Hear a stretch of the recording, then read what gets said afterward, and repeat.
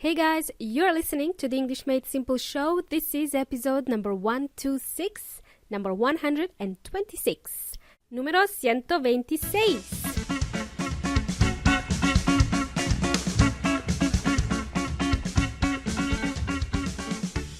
And here we go again. Welcome to the English Made Simple show. My name is Milena from englishmadesimple.net, englishmadesimple.net. And today we shall continue with our food vocabulary. We'll be learning more new words, so I suggest you take a double shot of espresso and stay alert. I need you to be fully awake during today's episode.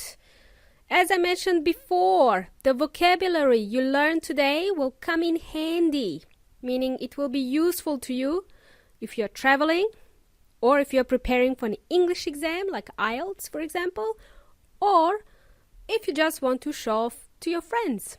Either way, everyone will benefit from today's episode. Today, amigos, we are going to learn about the phrasal verb fed up. And we are going to learn 10 words which we can use to describe the flavor of various foods. But first, let me begin by asking you a question.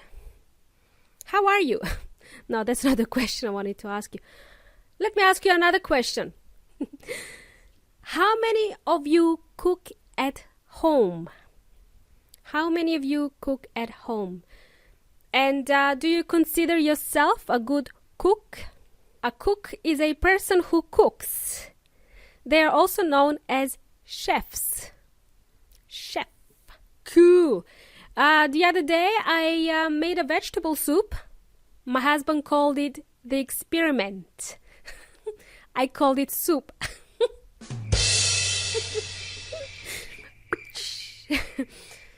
I opened the fridge and I thought to myself, what do we have here? Are there any fresh vegetables here that I could use? I was looking for any type of vegetable that I could find inside the fridge. I wanted to use all the veggies before I had to throw them in the rubbish, because that's where they end up, in the rubbish. Lucky, I had some more veggies in the freezer. The freezer. Freezer in Spanish is nevera o congelador. Lucky, so I could use those veggies. Yum, they're not so fresh, but anyway. I also named the soup. I gave it a name. I called it Carbonada a lo pobre Milenita.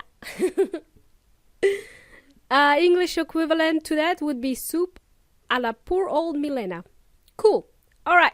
Anyway, I took a photo of it. I will share it with you on Instagram and Facebook page so you can go and have a look. And the soup fed us for the whole week. Sad but true. It did feed us for the whole week. By the way, I just use an irregular verb here, to feed someone. To feed is an irregular verb. Past tense is fed and participle fed. In Spanish, to feed someone is alimentar o proveer comida. You can feed a person or an animal or both. So the soup fed us for a week. And you know what? I am fed up with cooking at home. I prefer to go out and eat or buy takeaway. I think in the US this is called takeout. I am fed up with cooking. I'm not much of a cook. I can cook, but I'm just too lazy to cook, really. When I cook, I burn salad. Bad joke. I know. Really bad. Fed up is a phrasal verb, by the way. It means you are annoyed about something. You had enough and you just can't tolerate it any longer. You're fed up with something. For example, I am fed up with my job. I am fed up with slow drivers. I am fed up with cooking. I'd rather be watching Netflix than cooking. I'd rather be watching Game of Thrones than being stuck in the kitchen cooking. Okay, I know, I'm just being a drama queen. No, it's not that bad. I'm exaggerating here, of course. That's what I like to do, just talk nonsense sometimes. So, are you fed up with doing something? Are you fed up with someone, like your boss, for example? Are you fed up with your boss? Okay, I think it's time we move on to the next point, all right? So, do you know how to describe your food? This is why we are here today. When my husband prepares pasta, sometimes he puts too much salt. And I say, hey honey, this tastes salty. Salty is an adjective here. Normally when you order takeaway food, this type of food is like fast food. It's not that healthy. That's your other adjective that you need to know. Healthy. The fast food is usually oily, greasy, or fatty, or it's too creamy as well. And these things are not healthy, okay? Oily, fatty, or greasy. Like the chips, for example, papas fritas. The chips are fried in a deep fryer, so they are oily. They absorb all the oil, but they are so tasty. And if the food has no taste or no flavor, like the soup I made the other day, for example, it didn't taste yummy. It tasted bland. Bland, that's a new word for you. Bland means it didn't have any taste, no flavor. So the soup needed something. It was missing an ingredient. It was missing salt, herbs, and spices, everything. The main ingredients, really. Spices. Spices are in Spanish condimentos. So my soup was pretty bland. Okay? Right, let's move on, amigos y amigas. I want to teach you a couple of more new words, descriptive words, something that you can use to describe food. You know what? I have never liked spicy food, spicy, and I've never liked hot food. But since I tried jalapenos, OMG, oh my gosh, yum, I can add jalapenos to anything, even to soups. Listen up, amigos y amigas. Hot food doesn't necessarily mean hot as in temperature hot. It means chili, like the vegetable capsicum or pepper, that when you taste it, it burns your mouth. It makes you cry. It makes you hot and your face becomes red in color. In Spanish, hot food means comida picante. Okay, hot food. Just like the rock band Red Hot Chili Peppers. I used to listen to Red Hot Chili Peppers all the time. That was back in the day when I was in high school. I like their music. I just can't eat the food that is too hot. If there is too much chili, I can't eat it. I can only eat it mild, okay? That's the level of chilliness I can eat, mild. When I go to my local Thai place, I usually order a Thai dish called green curry. And I ask them to make it mild, not too hot, not too chilly. Cool, alrighty. I hope that made sense. And let me add two more words or adjectives that you can use to describe your food, okay? The word sweet and the word sour. And if you like Chinese food, you can eat the food that is made with sweet and sour sauce, the sauce that is both sweet and sour. If you haven't tried it, it's an unusual taste, but it's still tasty nonetheless. The word sour, I want to teach you about the word sour. The word sour is something my students have difficulty pronouncing. It's spelled S-O-U-R, but it's pronounced sour. Let me ask you this. Do you like to eat lemons? Lemon by itself, if you eat lemon, it tastes sour.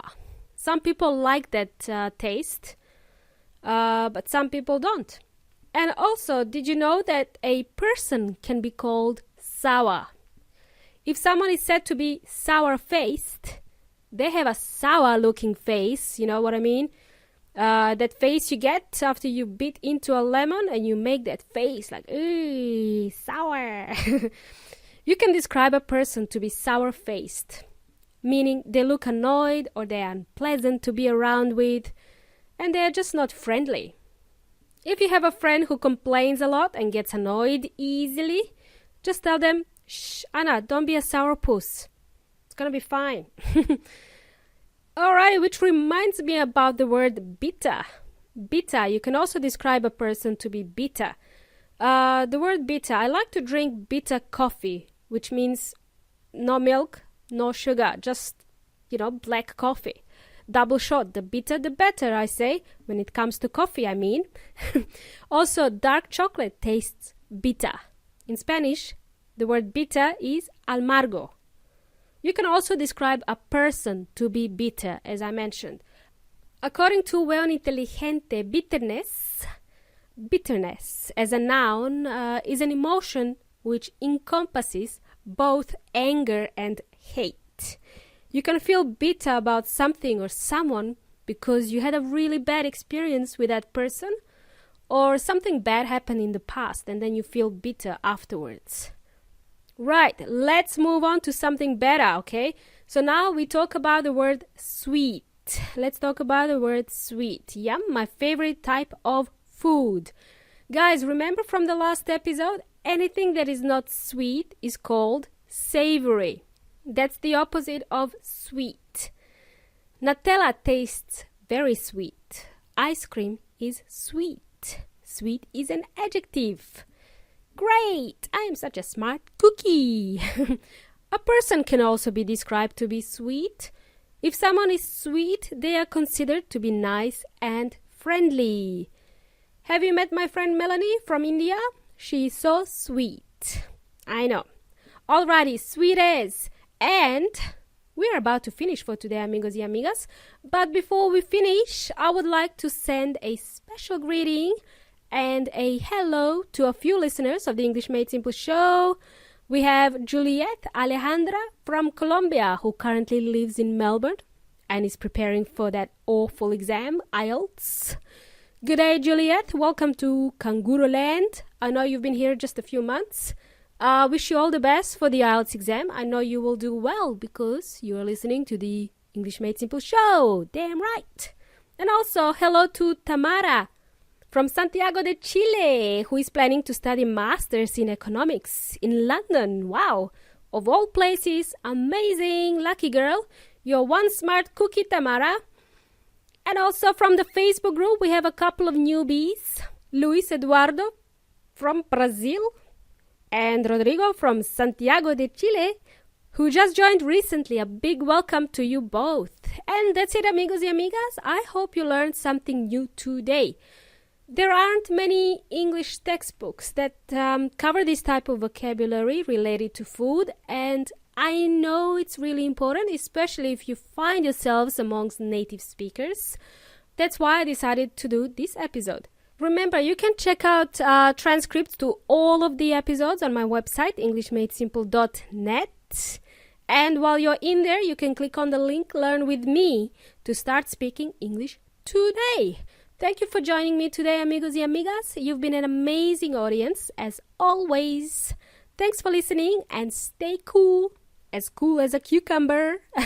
You've been jamming with Milena. Until next time, hasta la próxima.